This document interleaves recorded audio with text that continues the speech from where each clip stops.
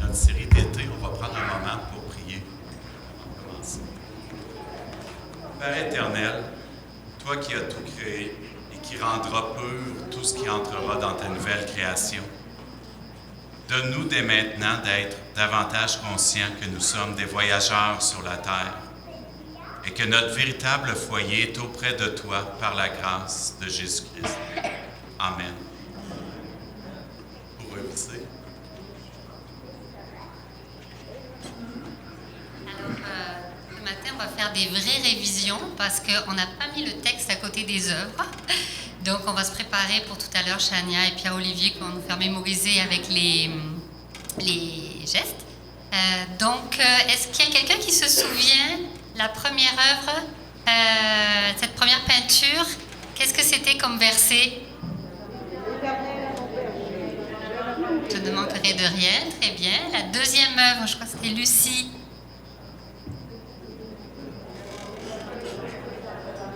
Il me fait reposer dans de verts pâturages. Il me dirige près des eaux paisibles. Super. Restaure mon âme. Il me conduit sur les sentiers de la justice à cause de son nom. J'ai commencé à faire les gestes.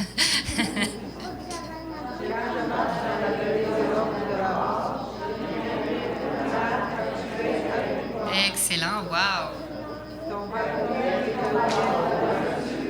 C'est très bien.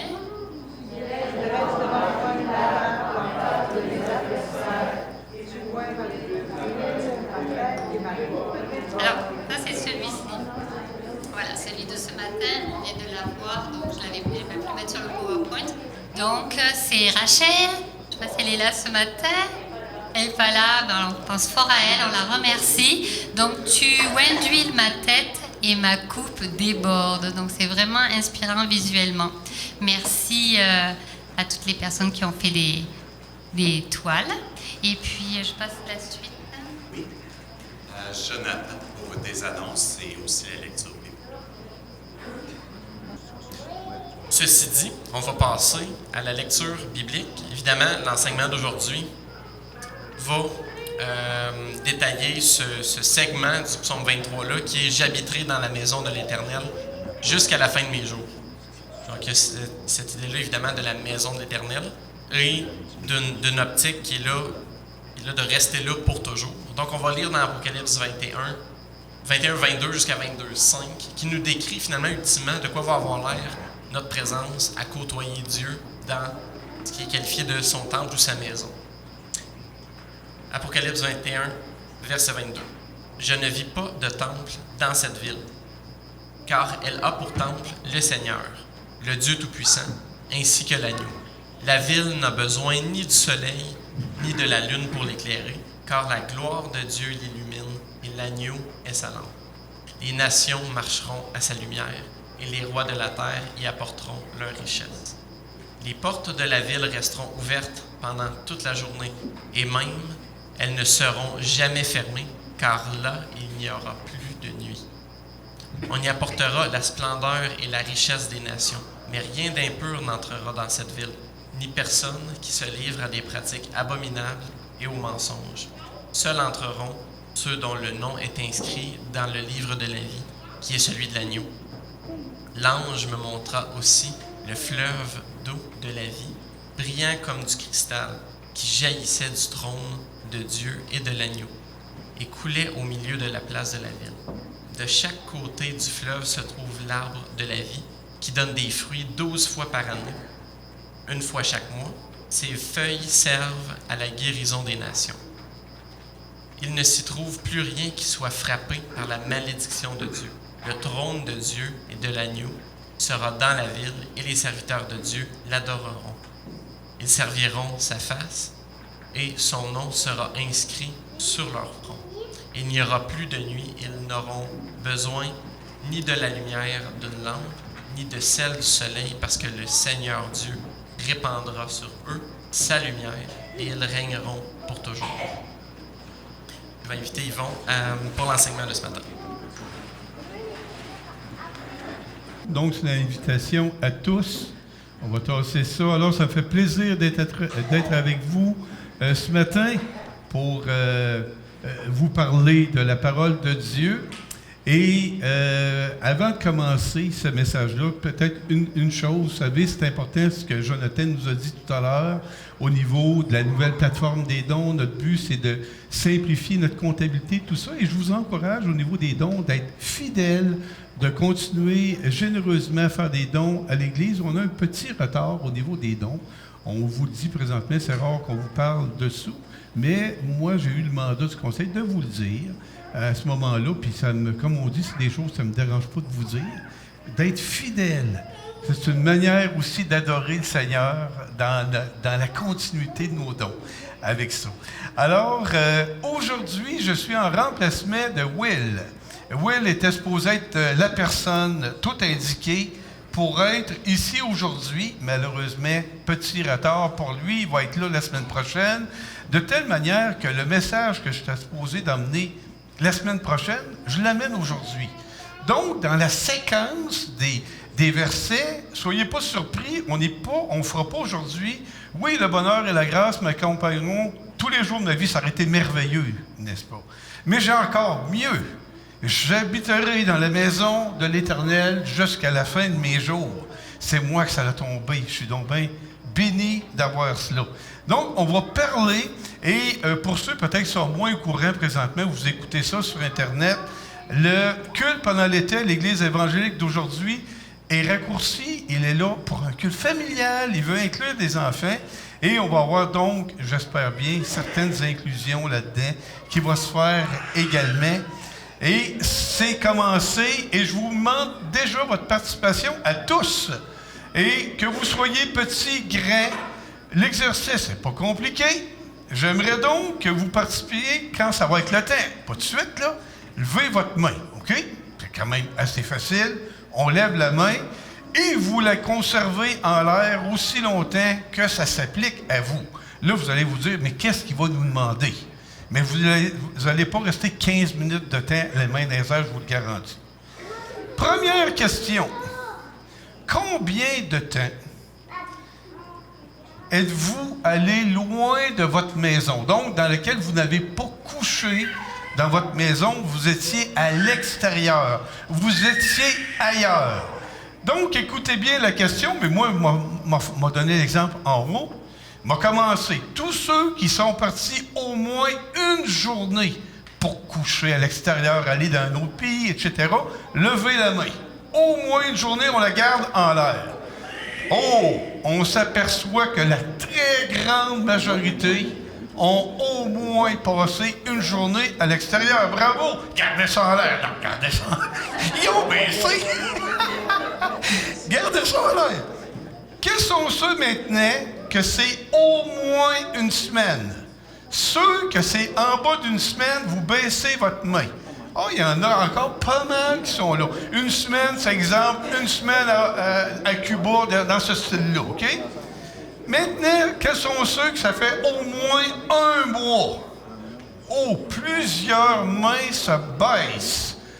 Beaucoup de mains se sont baissées. Au moins un mois, c'est pas vrai, moi j'aurais dû abaisser. Montre-Marc l'exemple, c'est ça. Soit en passant, Réanne se cherche du monde pour les classes, j'ai oublié de dire ça tout à l'heure dans les annonces. Pendant ce temps-là, vous avez les mains dans les airs. Moi, je l'ai baissé. Quels sont ceux maintenant qui sont partis au moins une année loin de chez eux? Il n'en reste que 4 ou 5 ou 6 dans l'Église. Merci, frères, sœurs, vous pouvez baisser vos mains.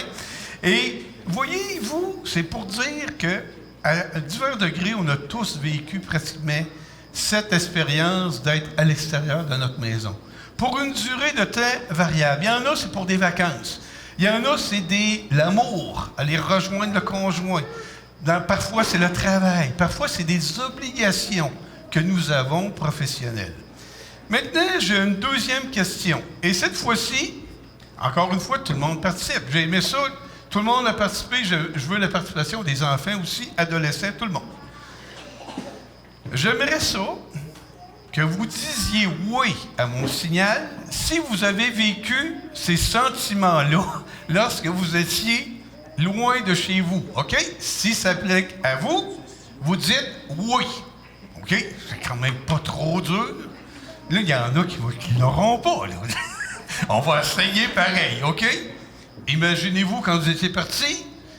Est-ce que vous avez vécu le sentiment de s'ennuyer de vos amis ou de votre famille? Si c'est le cas, dites oui. Bon, c'était après ça que c'était vrai, ça? Oui? OK. Bien, parfait, ça. Est-ce que vous avez vécu ce sentiment-là? Vous répondez pas non, vous répondez oui, pour ceux que ça concerne. Le sentiment de vouloir retourner dans vos affaires, d'être dans vos bébelles électroniques, de retrouver votre lit. Est-ce que ça s'applique à vous? Oui! Et c'est oui, la réponse.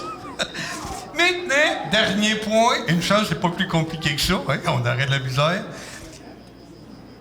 Le sentiment à l'étranger, par exemple, j'étais mal à l'aise avec les coutumes, je savais pas parler la langue, la façon de se comporter, tout ça. Est-ce que c'est possible que ça vous a dérangé? Oui, également. Voyez-vous, on continue, et c'est vraiment le thème de ce matin. Lorsqu'on n'est pas chez nous, on peut vivre des sentiments comme vous l'avez dit. On peut s'ennuyer de nos gens, on peut s'ennuyer de nos coutumes, on peut parfois dire « enfin, ça revient comme je suis habitué que ça fonctionne ». Eh bien, je peux vous dire que le texte de ce matin, qui est à l'écran présentement, c'est une réalité importante pour le chrétien, très importante. En fait, si vous êtes au Seigneur, il y a 2 sentiments que vous devriez avoir continuellement. Premièrement, celle d'être un étranger. Soit en passant, il n'y a pas de PowerPoint à matin, ça va être la seule qui va apparaître. Regardez pas trop à l'écran si vous voulez continuer, mais il n'y aura rien d'autre que ça. Je suis un étranger, un voyageur sur cette terre. Ça a été mentionné tout à l'heure. On trouve ça, c'est biblique ce que je dis là, c'est tiré de 2 Pierre, 1 Pierre, chapitre 2, verset 11. Je suis un voyageur et un étranger sur cette terre. Il y a environ 3 ans, on avait fait un exercice avec les jeunes pendant tout l'été, dans lequel on leur a appris à continuellement le verset « Je suis un étranger, un voyageur sur cette terre ». Et pour leur prouver cela, ils avaient à construire des cabanes. Des cabanes, je ne sais pas s'il y en a qui s'en rappellent, il y a 3 ans, on avait construit des cabanes, ici, les jeunes. Peut-être même il y a des jeunes qui s'en souviennent, oui, merci, et qui étaient là, et qui ont construit pour prendre conscience que leur maison qu'ils ont sur la terre n'est que temporaire, nous avions construit des cabanes improvisées en supposant que c'était nos maisons, faites de toutes sortes de façons. Donc, on est un étranger, un voyageur sur la terre, c'est normal. Pourquoi? Parce que si vous avez accepté le Seigneur, vos priorités ont changé. Les valeurs de ce monde ne sont plus vos valeurs, elles sont différentes. Vous êtes rendus dans une autre direction. Vos priorités ont changé et vous espérez la présence du Seigneur. De telle manière que c'est réel lorsqu'on dit qu'on est des étrangers, des voyageurs sur cette terre. Et l'autre sentiment qui devrait vous habiter, c'est le verset de ce matin, « J'habiterai dans la maison de l'Éternel. » J'habiterai dans la maison de l'Éternel jusqu'à la fin de mes jours. Quelle est cette maison? Bien, on l'a décrit un peu par les versets qui précédaient. Soit à notre mort, on est directement dans la présence du Seigneur et on goûte sa présence à ce moment-là. Apocalypse, le premier chapitre, décrit ce qu'il est, qu'est-ce qu'il en est. Il y a un trône fantastique. Dieu est là. Les êtres sont là qui le louent jour et nuit, criant « Saint, Saint, Saint ». En fait, c'est un milieu qui est exempt de péché. C'est la présence de l'Éternel. Et si le Seigneur revient avant notre mort, eh bien, c'est qu'est-ce qu'on a décrit tout à l'heure dans l'Apocalypse, dans les versets qu'on a lus tout à l'heure. La présence de l'Éternel dans un milieu dans lequel il n'y a rien qui ne peut se corrompre et se flétrir, un milieu complètement fantastique, mais c'est ça qu'on est destiné à aller comme chrétien. Mais voici, il y a une difficulté. Parfois, on a du mal à vivre avec l'idée qu'on a une maison qui nous attend de l'autre côté. On a toutes sortes de préoccupations, puis on a même la misère à s'imaginer qu'il y a une maison qui nous attend. J'ai ici une médaille. Quels sont ceux qui ont déjà remporté des médailles dans leur vie? OK? 3, 4, dites-moi la médaille que vous avez gagnée, genre or, argent, participation, n'importe quoi, puis dans quel domaine, là? OK, on commence. Joseph, vas-y. Or dans quoi? En soccer, bravo. Excellent. Gabriel? Or, OK, mais tu ne te souviens pas dans quoi, là? OK, natation et échec, médaille d'or, allez pas nager contre Gabriel, vous allez être dans le trouble. Murray. OK. T'as gagné. Quand on appelle ça, c'est gagné par défaut. Toi, tu veux participer, vas-y. Oh, donc on a des champions de soccer ici. Gaétane, tu vas être la dernière, tu voulais participer, vas-y. Dans les sports, Coudon, on a une sportive ici. Merveilleux, c'est plaisant gagner une médaille, n'est-ce pas? Ici, c'est Alexis qui a remporté cette médaille-là au soccer. Et vous avez deux côtés. Vous avez un côté, il y a comme des... Probablement, vous ne le voyez pas de votre place, là. Vous voyez, il y a comme un ballon de soccer avec un coup de pied. Et de l'autre côté, vous avez l'année. Donc, ça, c'est Alexis qui a gagné ça, 2021. OK? La plupart du temps, lorsqu'on regarde une médaille, moi, ça me fait penser à la maison de l'Éternel, ça. Ah oui! C'est dur, hein? Ça me fait penser à la maison de l'Éternel, ça. Ça, c'est notre vie. On voit ce face-là. On voit ce face-là. Si je demande à tout le monde ici combien de faces a une médaille, vous allez dire 2. Moi, je dis non, il y en a 3. C'est quand tu en mets de ce bord-là. Voyez-vous, la frange, c'est un côté, ça. Une médaille n'a pas 2 côtés, elle a 3 côtés. Puis souvent, comme chrétien, on l'a d'en face, que la maison de l'Éternel, c'est une réalité, mais on ne la vit pas, cette réalité-là, dans notre vie. On a de la misère à l'apercevoir, n'est-ce pas? Tout le psaume 23, il est là pour nous rassurer. Pour nous dire, je ne manquerai de rien. Fred nous avait parlé de ça. L'Éternel est mon berger, donc je ne manquerai de rien. Par la suite, Jacob nous a expliqué qu'il restaure mon âme. Jean-Luc, par la suite, il dresse devant moi une table en face de mes adversaires. C'est bizarre, hein? Mais dresser une table devant un adversaire, ça veut dire quand toi et ton adversaire, il y a la table, il y a Dieu qui dresse la table, puis l'adversaire. Ça veut dire que l'adversaire, avant de te rendre sur toi, t'es rendu loin. Et les jeunes ici, est-ce qu'une table, ça te protège de ton adversaire? Bien sûr que oui. Quand vous courez autour d'une table, vous allez battre vos parents la majorité du temps. Courez autour de la table, puis essayez que votre père ou votre mère vous rattrape. Essayez ça. Nous, c'est un jeu qu'on aimait faire à la maison. Les jeunes gagnaient tout le temps. Une table, ça nous protège. Bien entendu, lorsqu'on arrive à la maison de l'Éternel, le but du Seigneur, je t'ai protégé pendant toute ta vie sur terre, je vais continuer dans le ciel. Je vais continuer de te protéger éternellement jusqu'à la fin de tes jours. C'est ça la promesse de Dieu. Tellement vrai que David peut dire avec certitude, « J'habiterai dans la maison de l'Éternel. » Et non pas, peut-être que je vais habiter dans la maison de l'Éternel. C'est « j'habiterai ». C'est une certitude.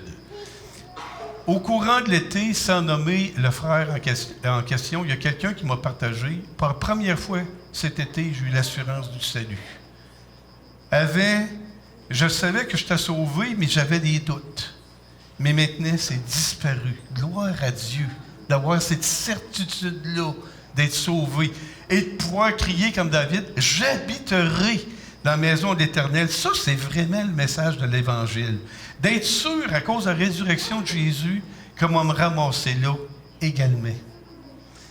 Moi, mon message de ce matin, vous comprenez, c'est une invitation à vous d'avoir les yeux fixés sur la maison qui s'en vient et des détourner de ce monde présent qui nous envahit si facilement.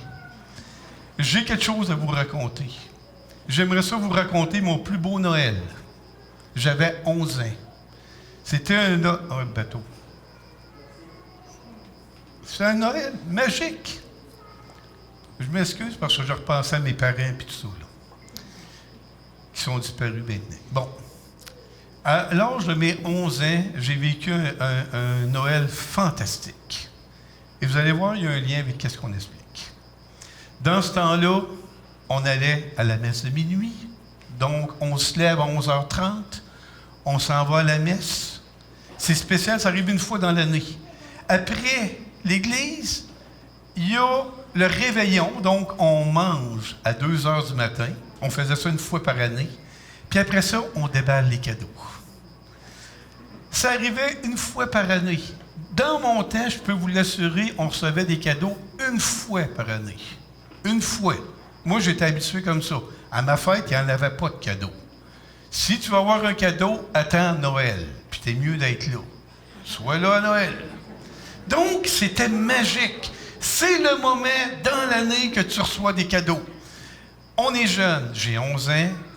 Réveil sonné. Ma mère me dit, vite, il faut partir. Ça va commencer bientôt.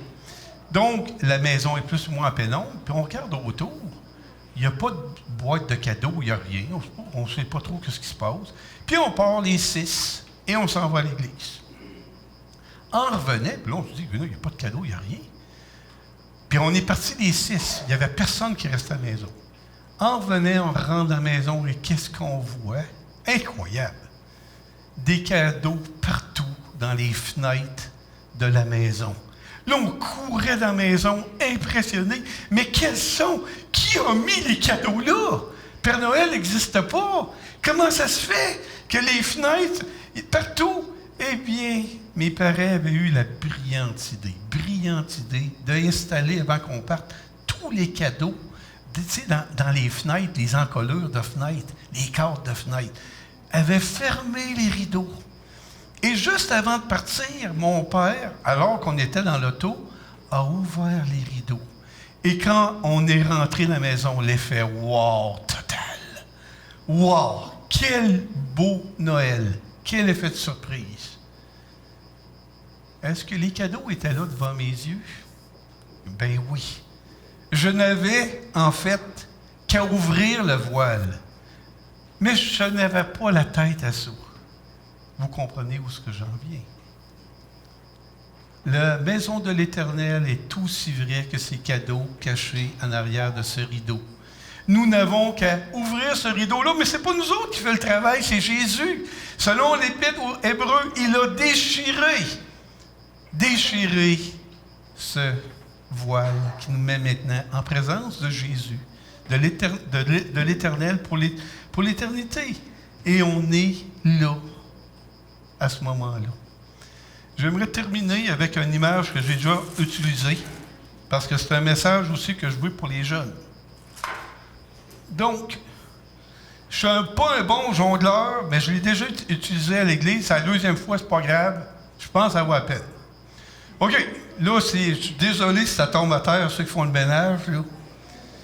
2 pommes, une main. 2 pommes, une main. OK? C'est dur de dire qu'on fait un message sur l'habiterie dans la maison de l'Éternel avec des pommes, là. C'est ça qu'on est rendu. OK, j'espère que ça va marcher. Va-toi le spot d'en face. Me mettre ici. C'est toi qui vas en savoir. OK, tout le monde le voit? Oh! Oh, bateau. Oh, OK.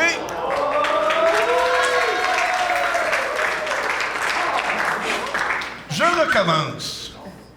Examinez mes yeux maintenant. Regardez où que je regarde, d'accord? Je vais, commence. C'est live, là. Pas truqué, là. C'est pas truqué, pas tout. Je suis là, OK? Là, comment?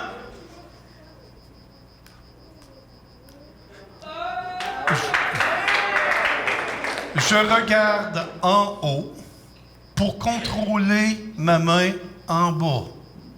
Si je regarde en bas, tout foire. Est-ce que vous comprenez où que je m'en vais? Qu'est-ce qui contrôle ma vie? Le haut ou le bas? C'est le haut.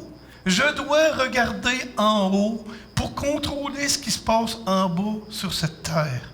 J'habiterai dans la maison de l'Éternel jusqu'à la fin de mes jours. Je vous invite à regarder en haut où est votre véritable demeure, votre maison pour l'éternité. Amen. J'inviterai maintenant Chania Péo pour la mémorisation de versets.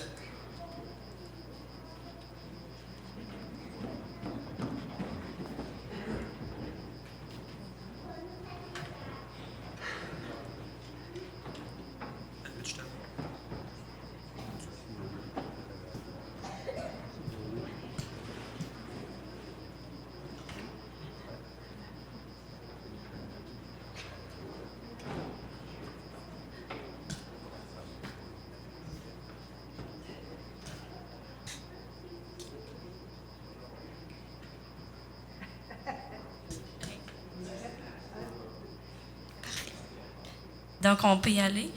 Vous pouvez vous lever, là, comme Seb, là, on va en prendre plus. Donc, on y va.